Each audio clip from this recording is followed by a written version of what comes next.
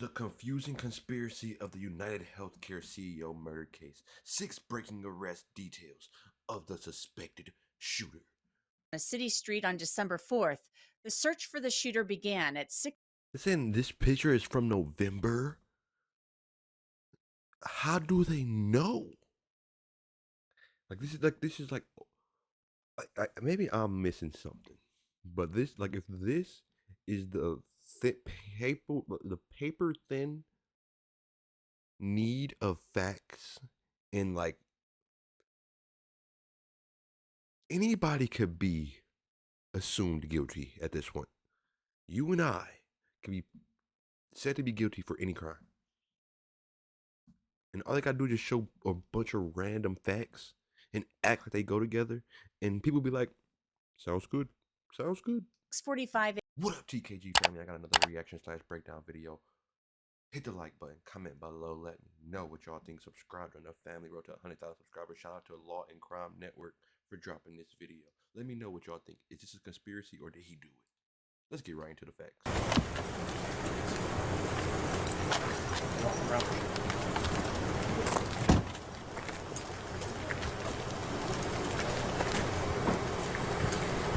In some dark corners, this killer is being hailed as a hero. Hear me on this. He is no hero. The real hero in this story is the person who called 911 at McDonald's this morning. Breaking details in the arrest of Luigi Mangione, the 26-year-old man police believe shot and killed United Healthcare CEO Brian Thompson. It was a peaceful. This is where I just don't get it, and maybe you guys can help me understand. They show the picture of someone's back with a book bag on. Then they show his face when he's arrested, and they're like, "This is him." How are we supposed to know? How do you take the picture from him from behind like this?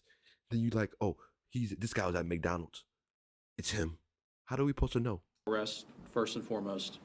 The officer quickly recognized the male as the suspect from the shooting, and within several seconds of the first contact, he had asked the suspect if he had been in New York City recently, and that really invoked a physical reaction from the suspect. He became visibly nervous, kind of shaking at that question.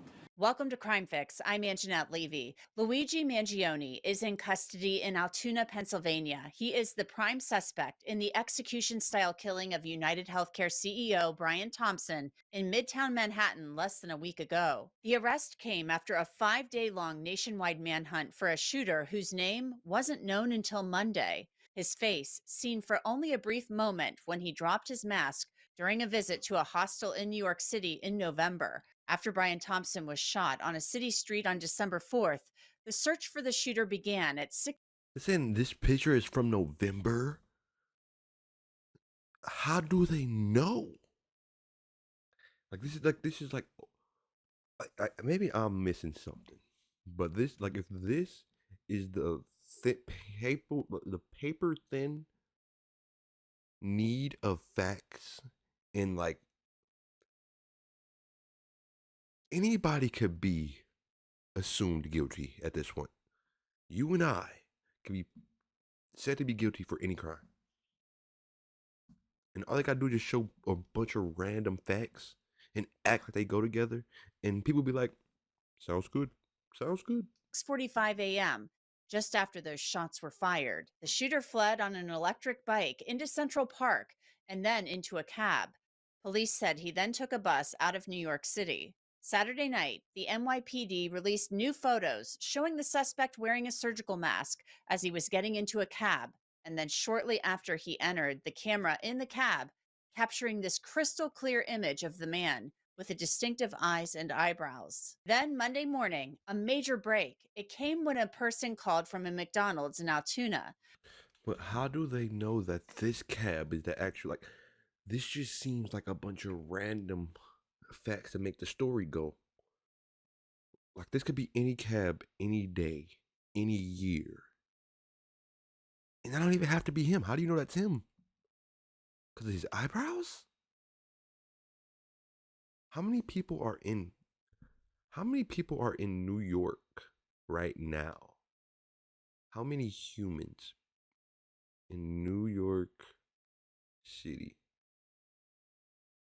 there is approximately from July 1st, 2023, 8 million people. You're saying his eyebrows are that unique? The caller thought that he recognized a man in a mask. When officers arrived, they made contact with the male who had a face mask on. That male was asked to remove his face mask, and officers immediately recognized him as a suspect in the New York City shooting in recent days. That male was asked for a form of identification. He then provided a fake identification card out of New Jersey. After a brief investigation, it was determined that the ID provided was in fact a fake ID, and he was subsequently arrested for a forgery charge. Once he was taken into custody for that forgery charge, he was transported to the Altoona Police Department. Once at the Altoona Police Department, that male was searched instant to arrest. It was discovered that he had a United States passport that identified him as,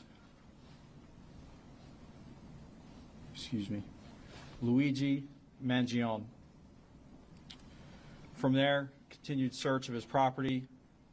A firearm was located, and a suppressor was also located. New York Post reported that Luigi Mangione had documents with him that were critical of the health insurance industry. Pennsylvania Governor Josh Shapiro condemned those who have been celebrating Brian Thompson's murder online. Brian Thompson was a father to two. He was a husband, and he was a friend to many. And yes, he was the CEO of a health insurance company. In America, we do not kill people in cold blood to resolve policy differences or express a viewpoint. I understand people have real frustration with our healthcare system, and I have worked to address that throughout my career. Yeah, but you dance around them robbing people. Not policy differences, robbery. Not policy differences, con artistry. Not policy differences.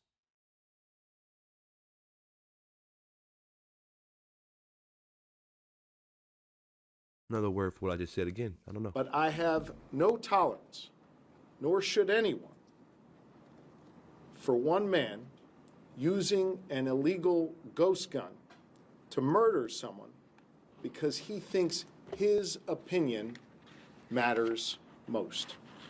In a civil society, we are all less safe. Mangione is 26 years old. He has a bachelor's and a master's degree from the University of Pennsylvania. He had majored in computer science.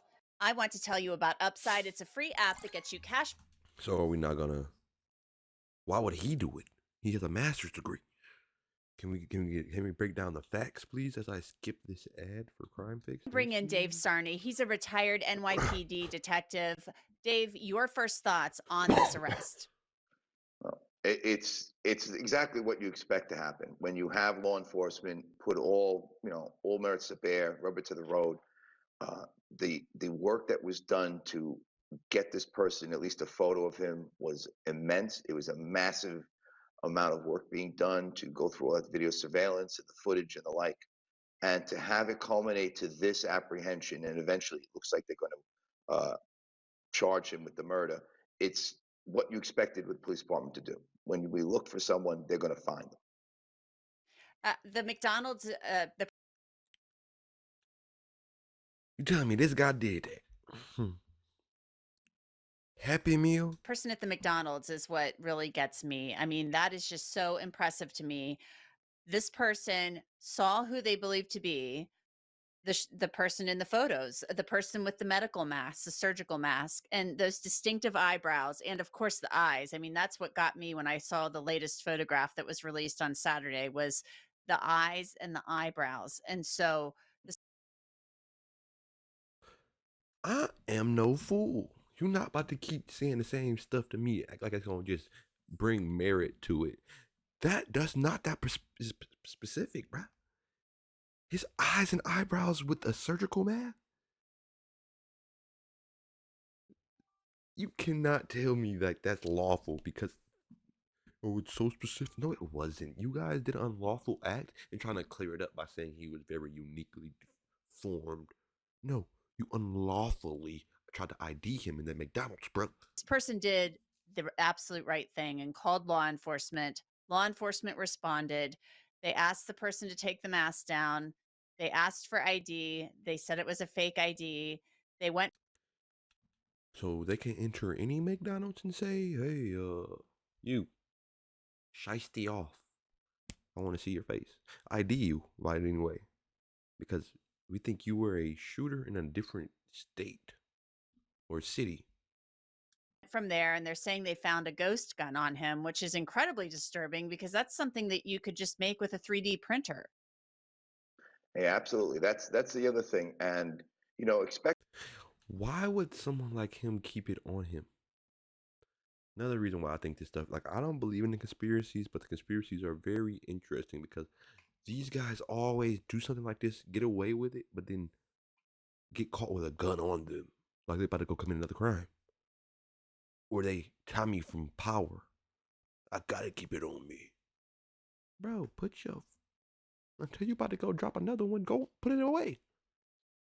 But nah. the fact that you were possibly committed a murder and you keep the weapon with you. That's very telling in the fact that either he couldn't make a gun again, it was something he treasured a little bit. It operated, I guess, to what he thought it would. And was there anything beyond what he did on Wednesday morning? Was he thinking anything further than that? Because when you look at the manifesto, and apparently they're just doing a little digging on him, his anger toward corporations and the healthcare system was very vitriol, and that's something to be concerned about. But I will tell you, if the amount of work that was put in to get that photo out and to have someone call, that's why detectives, good old fashioned police work, sometimes, even though all the technology is out there, it trumps it. And that video, that photo, thankfully somebody did say something, and it's great that they found somebody in Altoona, Pennsylvania, who saw it and Mhm. called in. And that is what is so amazing to me. I mean, with social media, with YouTube, all of these different ways that we communicate these days and they put information out. Obviously, somebody saw the photo. I don't believe in this. Allegedly. I don't know. I don't know if I can say that or can't say that on YouTube. I don't know. Hit the like button, comment below, let me know what y'all think. Subscribe, join the family. Shout out to Law and Crime Network for dropping the vid. Till the next one, I'm out. Peace.